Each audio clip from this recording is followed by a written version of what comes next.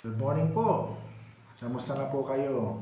Purihin ang Panginoon sa umagang ito at kayo ay aking nakasama sa isa na namang edisyon ng Morning Devotion mula po dito sa Crossroad United Methodist Church. Ang akin pong ibabahagi sa umagang ito ay makikita natin sa Efeso chapter 6 verse 11. Ito ang sinasabi, gamitin ninyo ang lahat ng kagahampitan at sandatang pangdigma na kaloob ng Diyos upang mapaglabanan ninyo ang mga pakana ng dyablo. Katulad po ng aking nabanggit last Friday sa ating morning devotion, once na tayo ay tumanggap sa ating Panginoon at nakipag-isa kay Kristo, tayo ay nagdideklara ng gera kay Satanas at sa mga kampo niya. Ano ang dapat natin gawin para tayo ay maging matagumpay? Ang title po ng ating morning devotion para sa umagang ito ay isuot ang baluting kaloob ng Diyos. Ang baluti o armor ay sinusuot ng mga Roman soldier bilang proteksyon laban sa pana, sibat at espada. Ang tukso, kasalanan ay likas ni Satanas ay parang sibat na bigla na lamang ahagip at kung wala tayong suot na baluti ay tiyak ang ating kapahamakan. Sa sandaling isuot natin ang baluti ng Diyos, kailangan wala na hubaran ito. Hindi pwedeng suot lang natin ito every Sunday. Kailangan suot natin ito araw-araw sa ating paglalakbay sa sanglibutan ito. Ang baluting kaloob ng Diyos ay hinuhubad natin sa sandaling tayo tamarin, manalangin, tamaring magbasa ng Biblia, at tamaring pagdalo sa mga pananambahan. Sa sandaling tayo ay nag-aalinlangan, sa sandaling tayo ay sumisira sa pangako natin sa ating Panginoon, sa sandaling bigyan natin ng higit na pagpapahalaga ang mga material na bagay kaysa sa mga espiritual na bagay. In this kind of situation, we render ourselves vulnerable to Satan attack. We become easy target of Satan. We cannot win this spiritual warfare by our own. Kailangan natin ang kapangyarihan ng Diyos.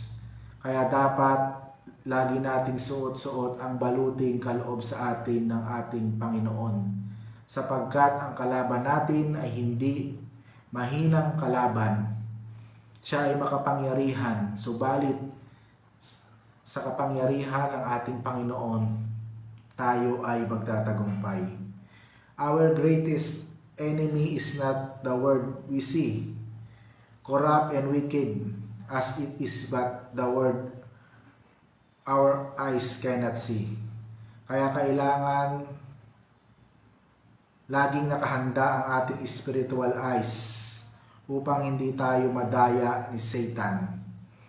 Sabi sa verse 13 ng Efeso, kaya't isuot ninyo ang kasuotang pangdigma mula sa Diyos.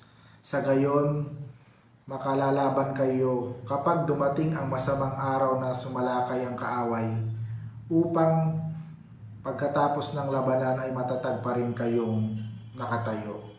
Kaya salamat sa Panginoon dahil sa umagang ito ng ating morning devotion ay nire-remind tayong lagi nating isuot ang baluting kaloob sa atin ng Panginoon. Dahil ito lang yung way upang mapagtagumpayan natin si Satanas at ang gawa ng sanglibutan. Sa pamamagitan ng kapangyarihan ng ating Panginoon, tutulungan tayong maging matagumpay tulad nung siya ay narito sa lupa.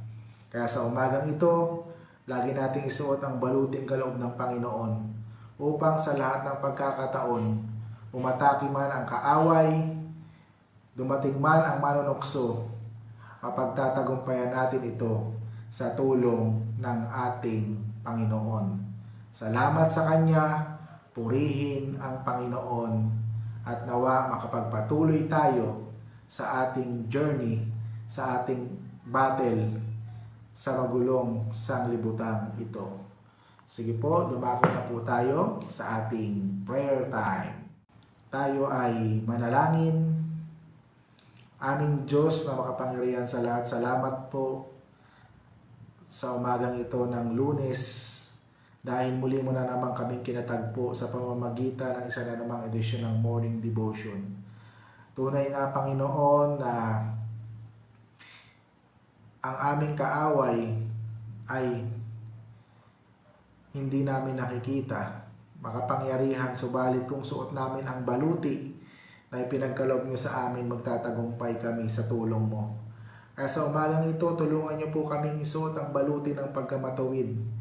Laging nakaugnay sa iyo, laging sumunod sa iyo, magpakasipag sa mga gawain, magpakasipag na magbasa ng Bible, magpakasipag sa pagdalo sa mga pagtitipon upang manatili ang aming spiritual strength at lagi nakabukas ang aming spiritual eyes. Salamat po sa lahat ng iyong mga anak na nanonood sa mga oras na ito. Ano man po ang panalangin ng kanilang puso ay patuloy niyo pong ipagkaloob sa kanila. Ano man pong kahilingan ang nais nila ay bigyan niyo po ng katuparan upang maramdaman nila na ikaw ang Diyos na buhay na kanilang pinaglilingkuran. I-bless niyo po ang lahat ng mga nanonood sa mga oras na ito. At ganoon din po, salamat po sa buhay ni Mami Valerie Dalisay sa kanyang kaarawan sa araw na ito. Pagpalain niyo po ang inang ito, bigyan ng maayos at magandang kalusugan at patuloy kanyang maranasan sa kanyang buhay. At ganoon din po sa mga nagse-celebrate pa ng kanilang birthday na nanonood sa mga araw na ito. Patnubayan niyo po kami sa mainit na panahon, huwag niyo po kaming iiwan.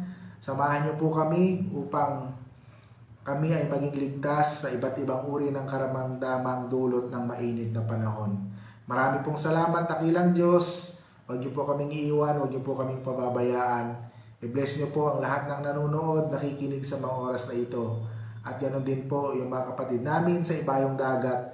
Malayo man sila, lagi rin po silang kasama sa aming mga panalangin. At ganoon din po ang aming mga kamag-anak, ang aming mga mahal sa buhay, ang aming pamilya. Lagi niyo pong i-cover ng inyong holy blood upang hindi po makapag-penetrate ang kaaway sa bawat isa sa kanila. Thank you po, Lord Jesus. Salamat po sa pag-ibig mo. Salamat po sa iyong kabutihan at kadakilaan. Salamat po sa iyong katapatan sa bawat isa sa amin. Ito po ang aming panalangin sa matamis na pangalan ni Jesus na aming Panginoon at dakilang tagapagligtas. Amen. Ayan. Natapos na naman tayo sa isa na namang edisyon ng Morning Devotion para sa umagang ito ng Monday, April 8, 2024. Marami pong salamat sa inyong patuloy na panonood, pakikinig at nawa ay kayo ay napagpala ng aming morning devotion dito po sa Crossroad United Methodist Church. At nawa ay patuloy niyong nararanasan ang Panginoon sa inyong mga buhay, sa pang-araw-araw ng inyong mga buhay. Purihin ang Panginoon. Ito po ang inyong lingkod, Pastor Moses. Mula po dito sa Crossroad United Methodist Church, lagi nagsasabi at nagpapaalala, ang Diyos ay mabuti, hindi lamang noon, hindi lamang ngayon, kundi maging sa susunod na panahon. Hanggang sa muli, God bless everyone. Paalam!